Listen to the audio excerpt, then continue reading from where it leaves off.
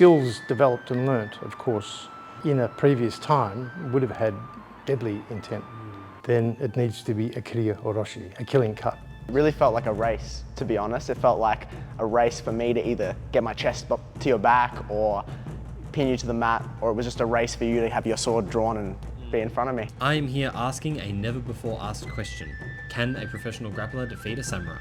You probably would have lost your life, but could you have taken mine before you bled out? We will be working from a number of positions, as well as me in front of the sword to try out some traditional martial arts techniques, more suited to the time. But first, I wanted to see how it's meant to be done. Meet Sensei Richard, an instructor of Iaido. Well, the transition from the practical use of the sword as a weapon to a door, a way of, which is the way of personal development through the study of the use of the katana. So whilst the Iaido has no particular practical intent, the skills developed and learnt, of course, in a previous time would have had deadly intent.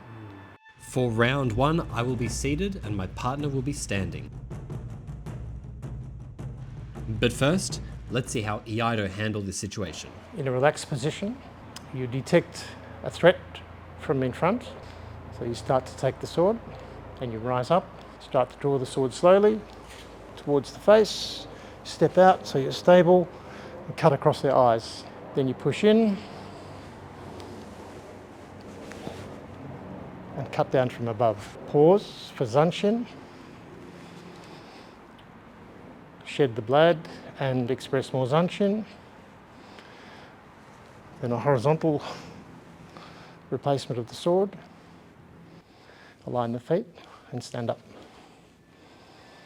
Then starting with the left foot, 3 steps back. Finished. I never felt like I brought shame upon a martial art until this moment. Angus was closing the gap, so I had to cut as quickly as possible, without any technique or respect. I gave Angus a second run at this position. Not happening. I'm sorry. What are you trying to do? So right here I can see I've got Luca and his upper body nice and close to me. So as I'm closing the distance, I'm trying to get close enough so that I could either capture Luca's head or capture control of his body using an underhook and chest to chest. That's what I'll be trying to do to control Luca right here. But as I came in a bit closer, tried to close the distance, I was finding some trouble. I didn't have time to bring a knee up or kind of put into practice what I was taught because Angus just started coming close to me. As soon as I start following form, I'm just going to get jumped on. When you're jumping on the front headlock here, so as you get on top here, you're still running into the blade and falling on the blade. So martial arts like Aikido that developed from martial arts that were taught when you would like lose a weapon, would focus on controlling the hand that is wielding the weapon. So as you get close, if you go 2-on-1 on my hand, that's it here, even though you haven't got control of my upper body, you're staying safe from the blade here.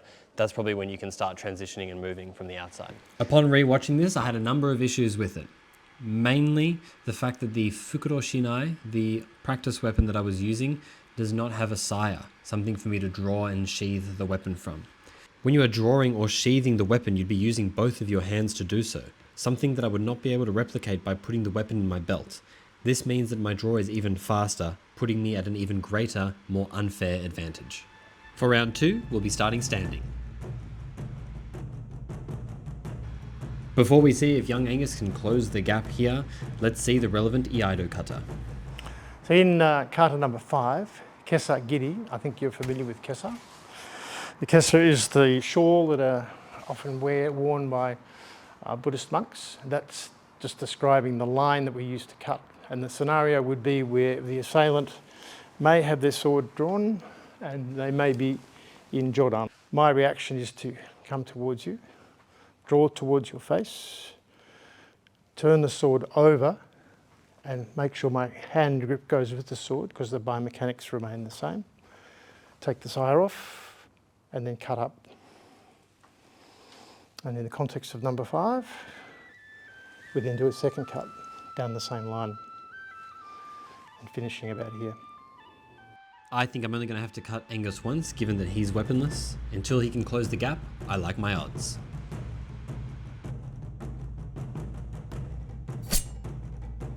Again, too easy. While we're at this range, I'd say it's impossible.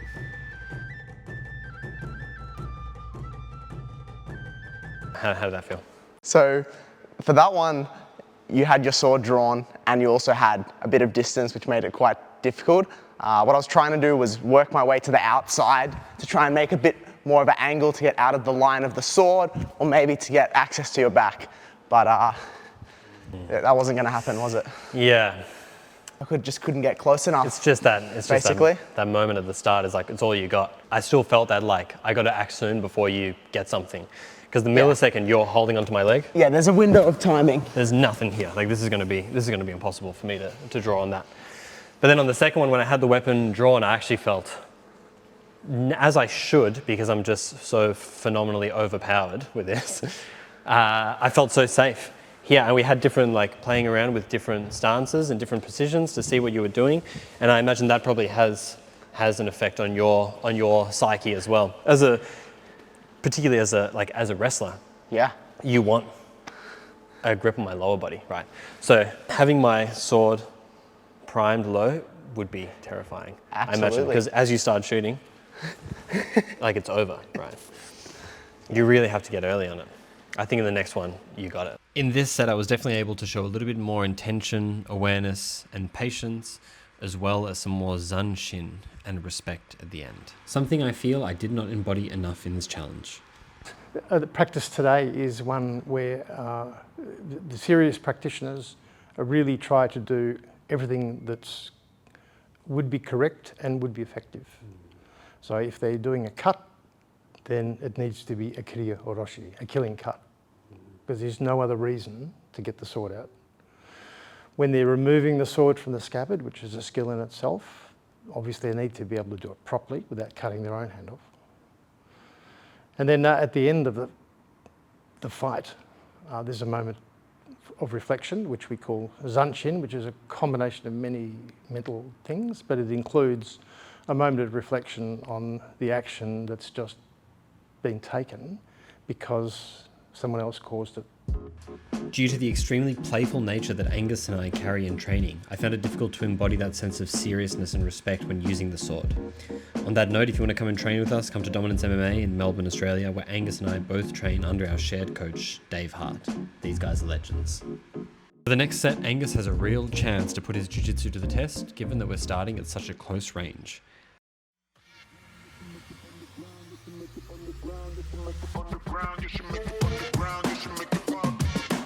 Mission success. Angus is so skilled that once he's got a hold of me, it's all over.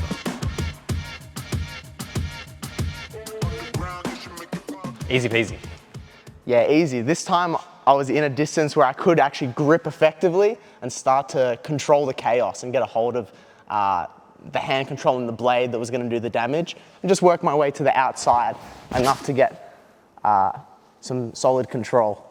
From here, I felt like transitioning to your body or to your legs to finish the takedown was quite a risky move. And in fact, if I did let you get your balance in this moment, I may have a sword inside me. So I was trying to be very quick to create some sort of off balance and then lift the leg and finish my takedown.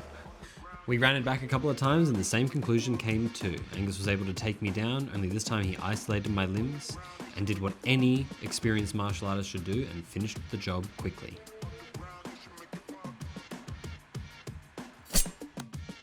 From my perspective, I wanted to draw and step back so that I could cover myself safely with the weapon.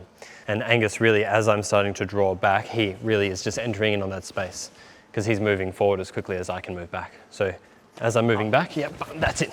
He's just able to close that space. With some adjustments, I'd probably have to draw quickly like this. This sort of thing. But I just feel like as soon as you have two hands on the weapon, it's over. For the next two, Angus will be to my right and to my left. I don't like the look of this one.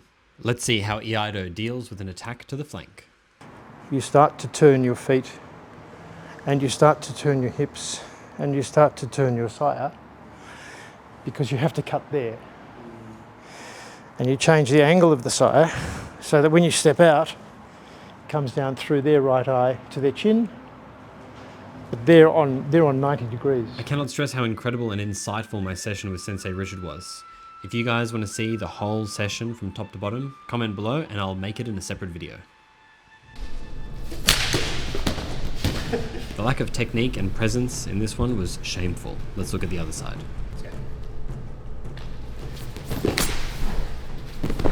I deserve that.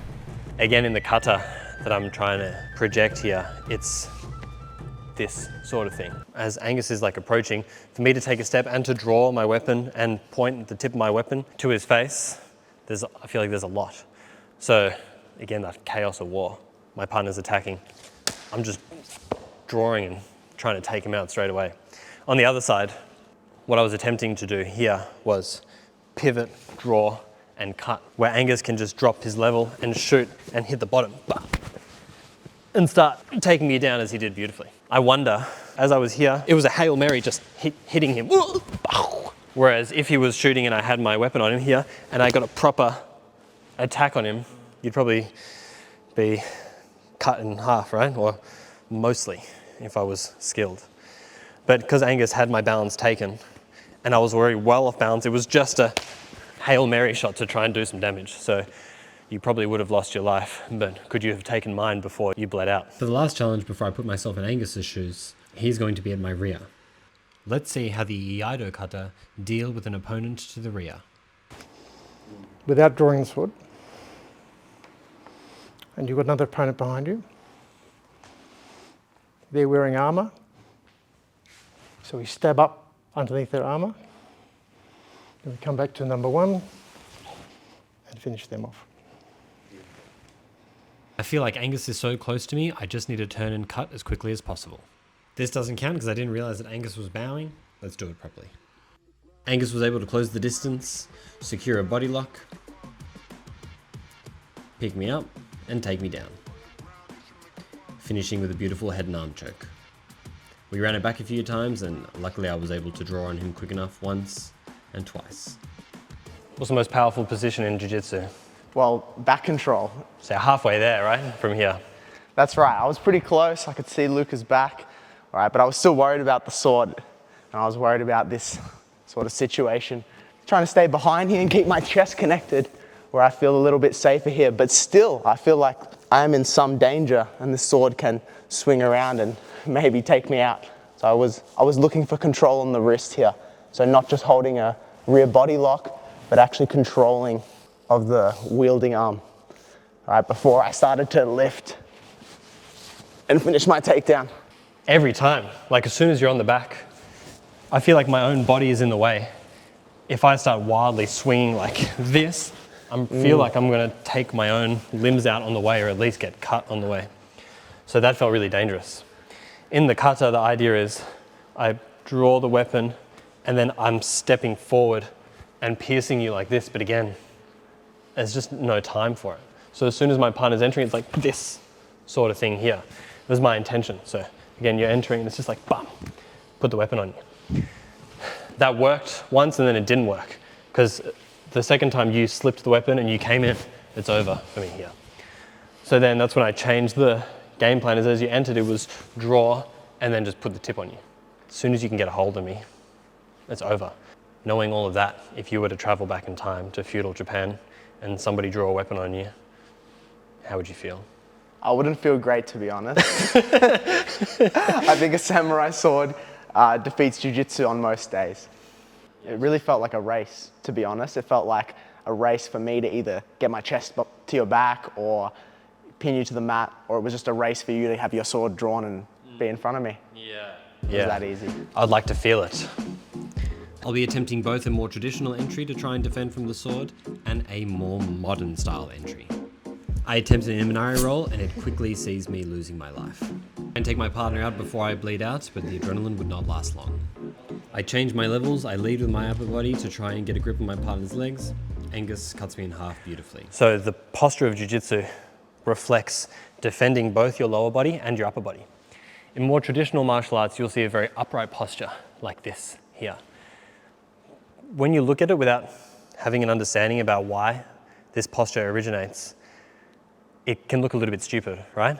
But here, being in front of it live, it makes sense because right off the bat, protecting my lower body here naturally, because Angus and I train so much jiu-jitsu together, I just naturally adopted like a Brazilian jiu-jitsu stance. But what that was doing was bringing my head close to the weapon.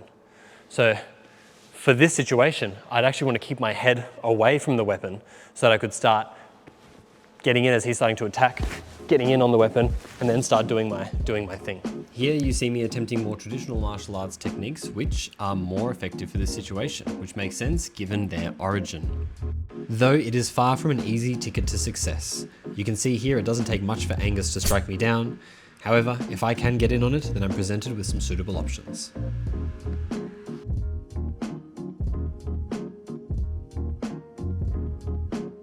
Was the most sensible entry for me as my partner's attacking is to try and control my partner's hand.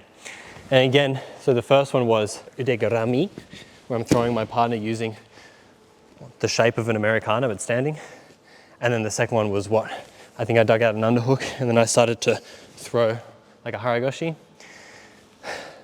I feel like jiu-jitsu, bringing my face forward or like dropping my level, I'm just gonna eat shit. And again, when you were going real time, I was eating shit anyway. But it's interesting how this origin, when you see in people online, they say, no one would attack like that. Or why are you guys attacking like this? This just shows plain as day where these techniques originated from and why they used to make sense. So can a Brazilian Jiu-Jitsu athlete defeat a samurai? Chances are, probably not. If you can get close enough and get a hold of your partner, as well as potentially put in some more traditional principles, then you have hope. Catch you guys in the next one. Peace.